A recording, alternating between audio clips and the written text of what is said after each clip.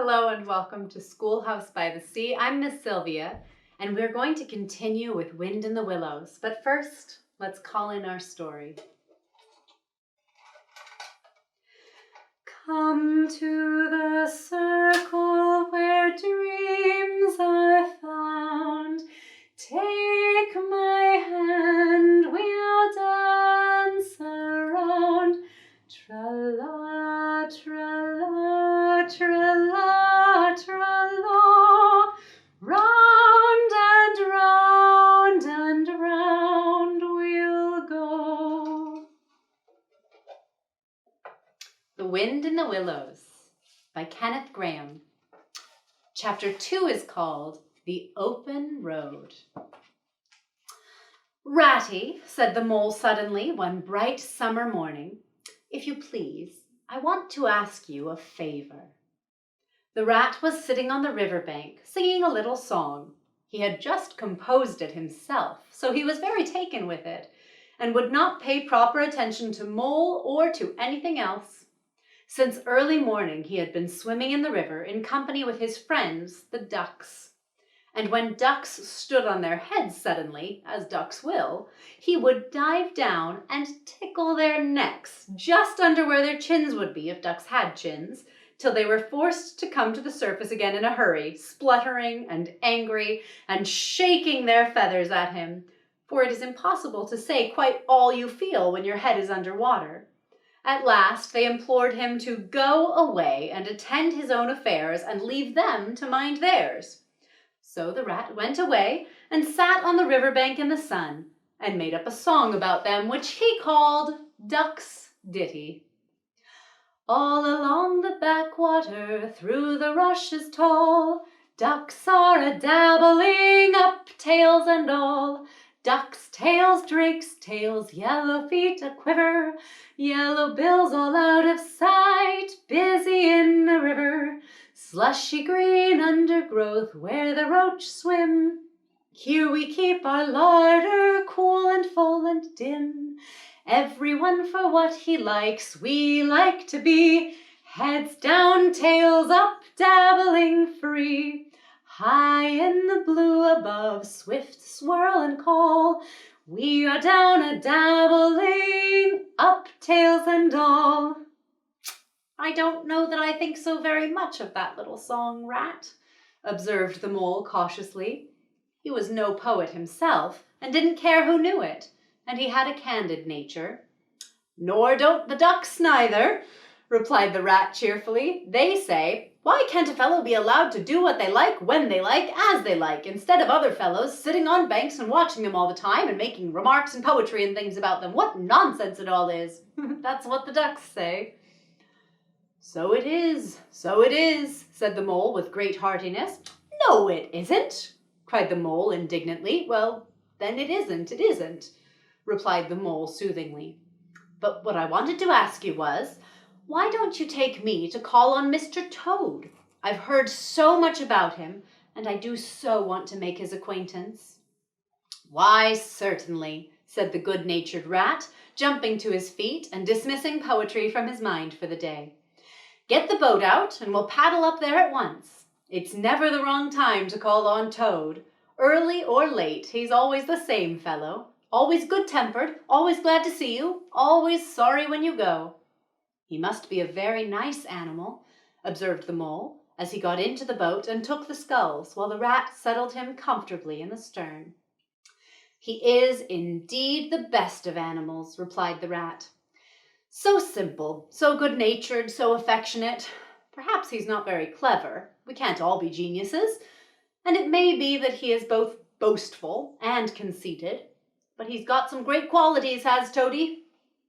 Rounding a bend in the river, they came in sight of a handsome, dignified old house of mellowed yellow brick, with well-kept lawns reaching down to the water's edge. There's Toad Hall, said the rat. And the creek on the left, where the notice board says, private, no landing allowed, that leads to his boathouse, where we'll leave the boat. The stables are over there to the right. That's the banqueting hall you're looking at now. Very old, that is. Toad is rather rich, you know. And this really is one of the nicest houses in these parts. though we never admit as much to Toad. They glided up the creek, and the mole shipped his sculls as they passed into the shadowy large boathouse. There they saw many handsome boats, slung from the crossbeams or hauled up onto a slip, but none in the water, and the place had an unused and deserted air. The rat looked about him. "I understand," said he.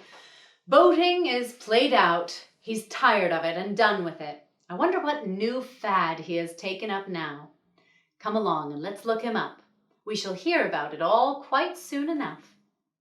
They disembarked and strolled across the gay flower-decked lawns in search of Toad, whom they presently happened upon resting in a wicker garden chair, with a preoccupied expression on his face and a large map spread out on his knees. "Oh, hooray!" he cried, jumping up on seeing them. "This is splendid!" He shook the paws of both of them warmly, never waiting for an introduction to Mole. "How kind of you," he went on, dancing around them. "I was just going to send a boat down the river to you, Ratty, with strict orders that you were to be fetched up here at once, whatever you were doing. I want you badly, both of you. Now, what will you take? Come inside and have something. You don't know how lucky it is you turning up now." "Let's sit quiet a bit, Toady," said the rat, throwing himself into an easy chair, while the mole took another by his side and made some civil remark about Toad's delightful residence. "Finest house on the whole river," cried Toad boisterously, "or anywhere else for that matter," he could not help adding. Here the rat nudged the mole. Unfortunately, the Toad saw him do it and turned very red. There was a moment's painful silence. Then Toad burst out laughing. "All right, Ratty," he said. "It's only my way, you know. And it's not such a very bad house, is it? You know you rather like it yourself. Now, look here, let's be sensible. You are the very animals I wanted. You've got to help me. It's most important." "It's about your rowing, I suppose," said the rat with an innocent air. "You're getting on fairly well, though you splash a good bit still. With a great deal of patience and any quantity of coaching, you may—" "Oh, pooh, boating!" interrupted the Toad in great disgust. "Silly, boyish amusement. I've given that up long ago. Sheer waste of time. That's what it is. It makes me downright sorry to see you fellows, who ought to know better, spending all your energies in that aimless manner. No, I've discovered the real thing, the only genuine occupation for a lifetime. I propose to devote the remainder of mine to it, and can only regret the wasted years that lie behind me, squandered in trivialities. Come with me, dear Ratty, and your amiable friend also, if he will be so very good, just as far as the stable-yard, and you shall see what you shall see." He led the way to the stable-yard accordingly, the rat following with a mistrustful expression. And there, drawn out of the coach-house into the open, they saw a caravan, shining with newness, painted a canary yellow, picked out with green and red wheels. "There you are," cried the Toad, straddling and expanding himself. "There's the real life for you, embodied in that little cart. The open road, the dusty highway, the heath, the commons, the hedgerows, the rolling downs, camps, villages, cities, here today, up and off somewhere else tomorrow. Travel, change, interest, excitement. The whole world before you, and the horizons always changing. And mind, this is the finest cart of its sort that was ever built, without any exception. Come inside and look at the arrangements. Planned 'em all myself, I did." The mole was tremendously interested and excited, and followed him eagerly up the steps and into the interior of the caravan. The rat only snorted and thrust his hands deep into his pockets, remaining where he was.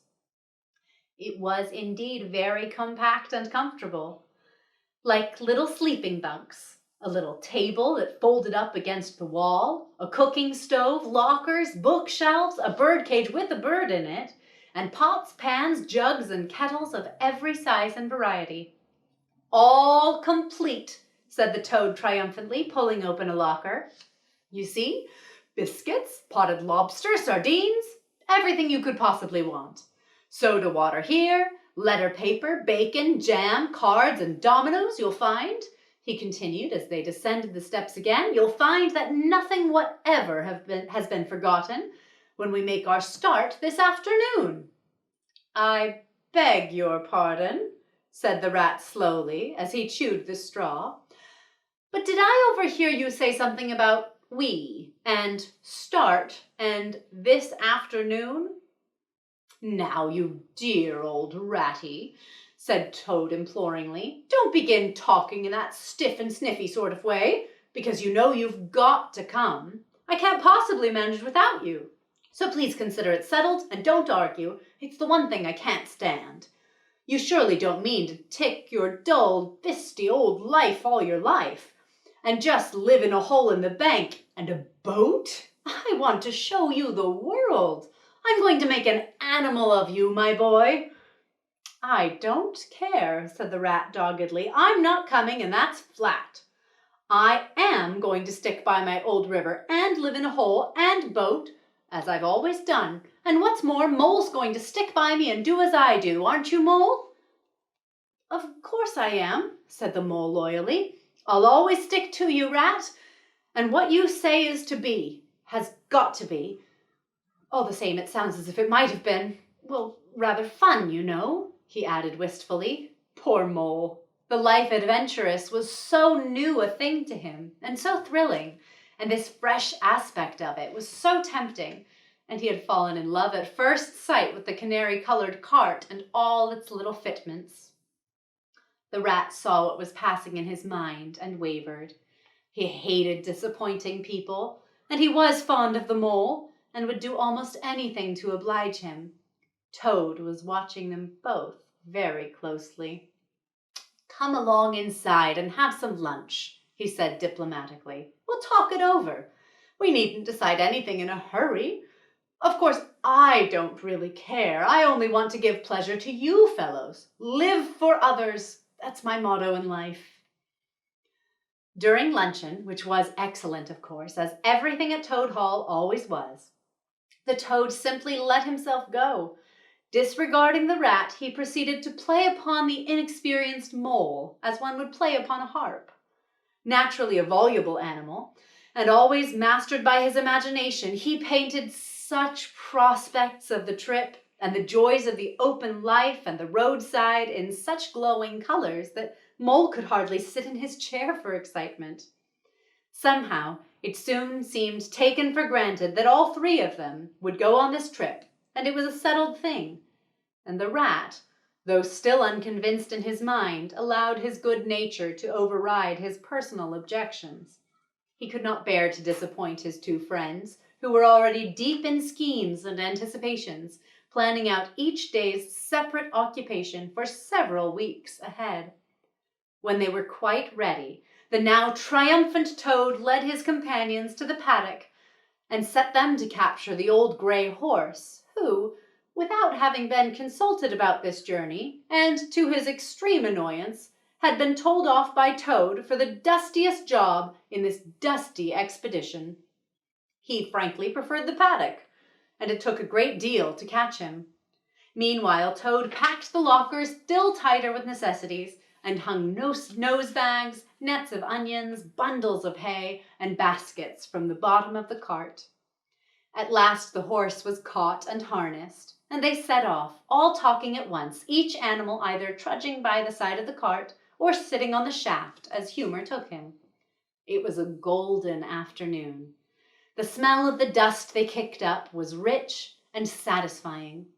Out of thick orchards on either side of the road, birds called and whistled to them cheerily.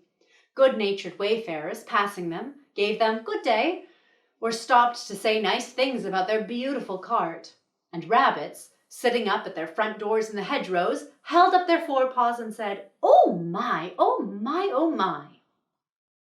Late in the evening, tired and happy, and miles from home, they drew up on a remote common far from habitations, turned the horse loose to graze, and ate their simple supper sitting on the grass by the side of the cart.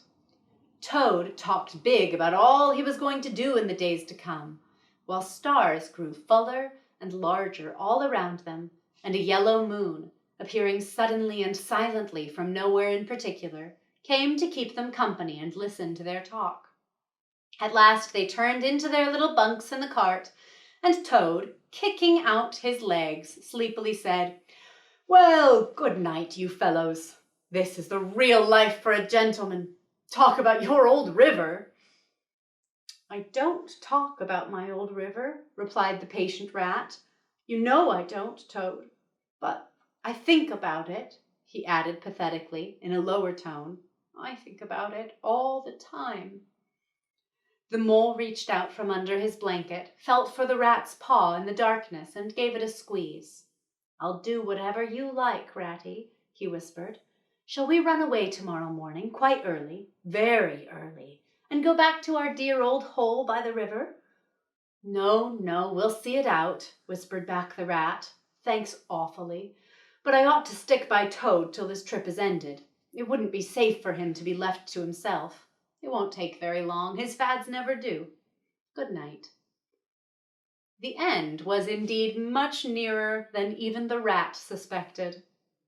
After so much open air and excitement, the Toad slept very soundly, and no amount of shaking could rouse him out of bed the next morning. So the mole and rat turned to, quietly and manfully, and while the rat saw to the horse, and lit a fire, and cleaned last night's cups and platters, and got things ready for breakfast, the mole trudged off to the nearest village, a long way off, for milk and eggs and various necessities the Toad had, of course, forgotten to provide. The hard work had all been done, and the two animals were resting, thoroughly exhausted, by the time Toad appeared on the scene, fresh and gay, remarking what a pleasant, easy life it was they were all leading now, after the cares and worries and fatigues of housekeeping at home. They had a pleasant ramble that day over grassy downs and along narrow by-lanes, and camped, as before, on a common, this time with the two guests taking care that Toad should do his fair share of the work.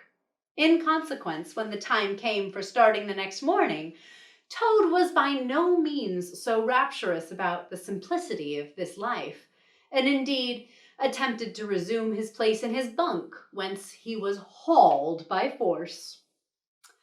Their way lay, as before, across the country by narrow lanes, and it was not till the afternoon that they came out on the high road, their first high road. And there disaster, fleet and unforeseen, sprang out upon them. Disaster momentous indeed to their expedition, but simply overwhelming in its effects on the after career of Toad. They were strolling along the high road easily, the mole by the horse's head talking to him, since the horse had complained that he was being frightfully left out of it all, and nobody considered him in the least. The Toad and the water rat walking behind the cart, talking together. At least, Toad was talking, and the rat was saying at intervals, "Yes, precisely, and what did you say to him?" and thinking all the time about something else entirely, when, far behind them, they heard a faint warning hum, like the drone of a distant bee. Glancing back, they saw a small cloud of dust, with a dark center of energy advancing on them at a great speed, and from out of the dust a faint pop, pop, wailed like an uneasy animal in pain. Hardly regarding it, they turned to resume their conversation when in an instant, as it seemed, the peaceful scene was changed, and with a blast of wind and a whirl of sound that made them jump for the nearest ditch, it was on them.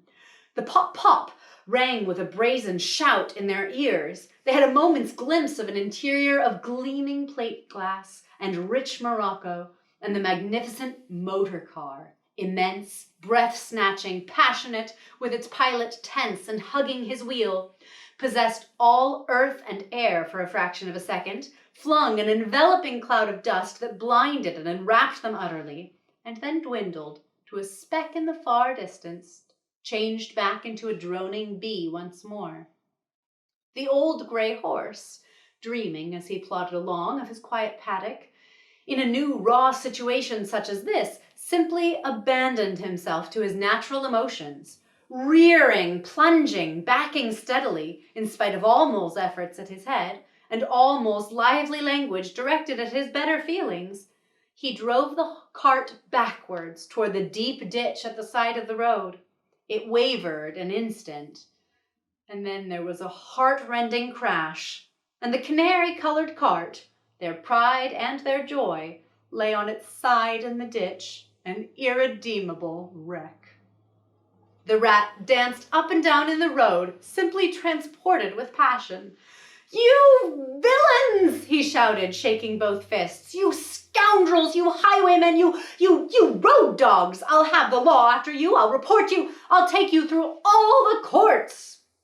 His homesickness had quite slipped away from him, and for a moment he was the skipper of the canary-colored vessel, driven on a shoal by the reckless jockeying of rival mariners, and he was trying to recollect all the fine and biting things he used to say to masters of steam launches when their wash, as they drove too near the bank, used to flood his parlor carpet at home. Toad sat straight down in the middle of the dusty road, his legs stretched out before him, and stared fixedly in the direction of the disappearing motor car. He breathed short. His face wore a placid, satisfied expression, and at intervals he faintly murmured, "Pop, pop, pop, pop." The mole was busy trying to quiet the horse, which he succeeded in doing after a time. Then he went to look at the cart on its side in the ditch. It was indeed a sorry sight. Panels and windows smashed, axles hopelessly bent, one wheel off, sardine tins scattered all over the wide world, and the bird in the birdcage sobbing pitifully and calling to be let out. The rat came to help him, but their united efforts were not sufficient to right the cart. "Hi, Toad!" they cried. "Come and bear a hand, can't you?" The toad never answered a word or budged from his seat in the road, so they went to see what was the matter with him. They found him in a sort of trance, a happy smile on his face, his eyes still fixed on the dusty wake of their destroyer.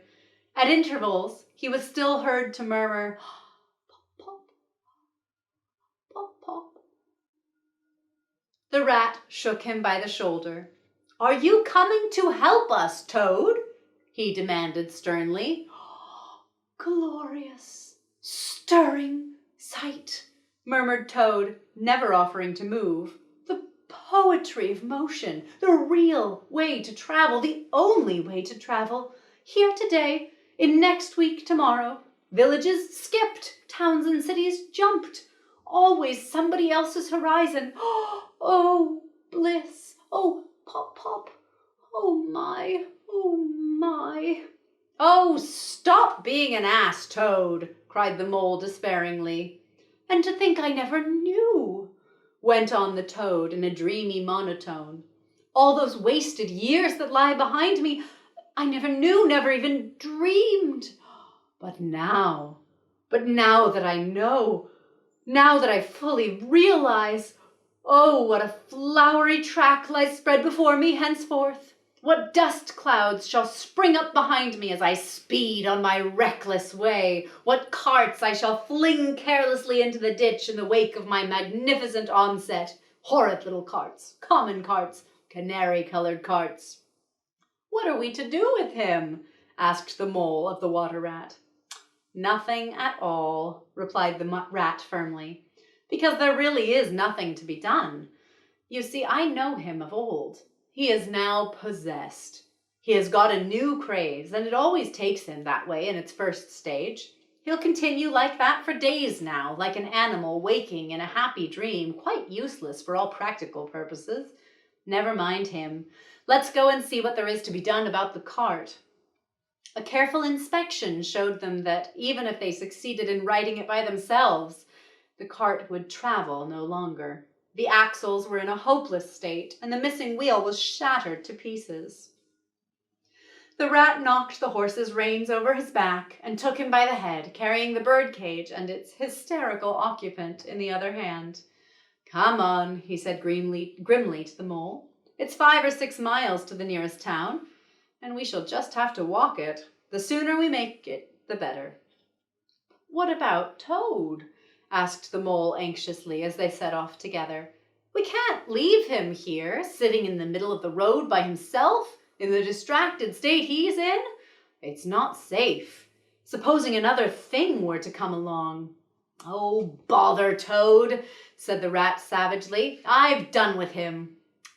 They had not proceeded very far on their way, however, when there was a pattering of feet behind them, and Toad caught them up and thrust a paw inside the elbow of each of them, still breathing short and staring into vacancy.